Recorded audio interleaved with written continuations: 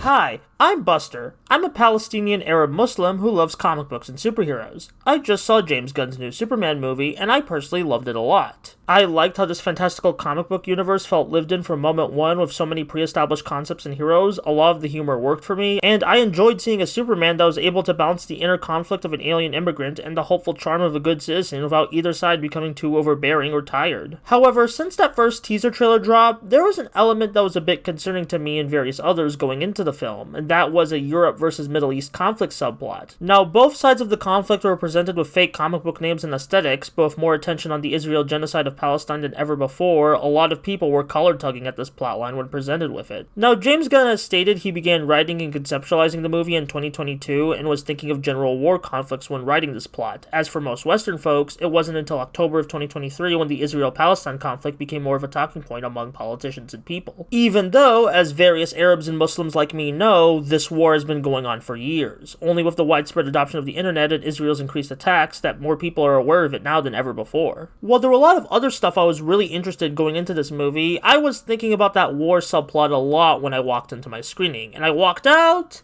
feeling relieved. Before I get into my feelings on how that conflict is represented in the film, let's talk about how the film treats its biggest Middle Eastern character, Falafel Guy. Falafel Guy is a random civilian who helps Superman during one of the first big fights of the movie as a thanks for all the good he's done for him in Metropolis. He is then killed by Lex Luthor in the second act to make Superman suffer, but this is to ultimately get the Metamorpho to turn heel. I understand the concern over this seemingly stereotypical minority character being a vehicle to motivate the superpowered heroes instead of being a character in his own right. However, I'm gonna push back on this a little, because despite the brief screen time this character has, he made a big impression on me, as it was cool seeing a guy that looked like a relative or family friend helping Superman out like anybody would. I was and still am a bit mixed on his death, but I think it works in the movie to further add hateability to this version of Lex Luthor, who already hates the immigrant alien, so it's in line for him to hate actual potential immigrants. It is brutal, but it does further establish Lex as a viable threat in the movie. And to those who think selling falafel is too much of an offensive stereotype for a Middle Eastern character, I'd have to disagree, as there's nothing wrong with having pride in your cultural cuisine. Also, falafels are delicious, and you should try some authentic ones if you can find a good place that serves them. Now that we covered Falafel Guy's mixed but ultimately harmless role in the film, let's talk about that fictional war subplot.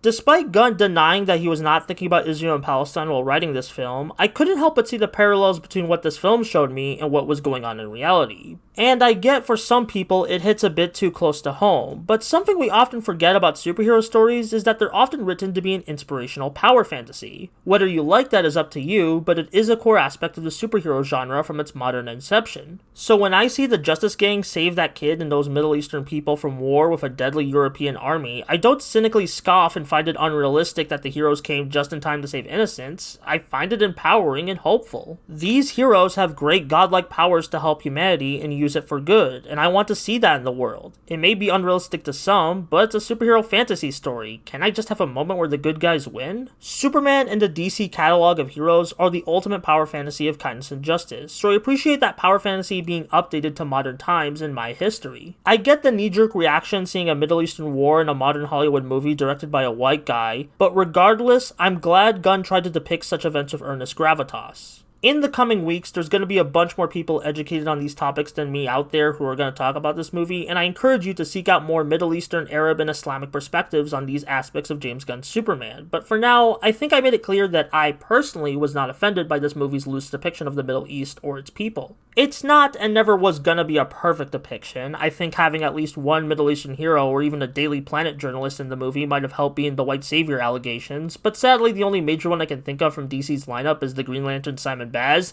and he's been MIA for a few years now to my chagrin. Me and many others would like to see Middle Eastern culture and characters better represented in my major American blockbuster films, but if I can be honest, I don't expect that to change anytime soon. I like it to change and I'll keep fighting for it, but when the real world Middle East has bigger issues to tackle with real lives at stake, I do believe people's energy is better spent on that. I do understand that fiction often informs reality, so when a harmful stereotype is shown off in a major production that reaches the wide masses, it can legitimately harm people in reality, but I think the big lesson that should be learned here is that mainstream media from big corporations should not be spoon-feeding you your moral compass. At most, they can be a platform to get you interested in a topic or cause so you can start learning more through other means like articles and books, but it's up to you to get educated on that stuff. Superman and the heroes like him exist to be a fascinating fantasy that we can aspire to in our day-to-day. It's never going to be one-to-one with the real world of superpowered dogs and bizarre sci-fi concept, but this media can and should exist to give the children and those down on their luck hope and entertainment in their lives. It's like Superman's big speech at the end of this movie says, humans and by extension the art we make are messy and flawed, but we get back up, learn from our mistakes, and keep going.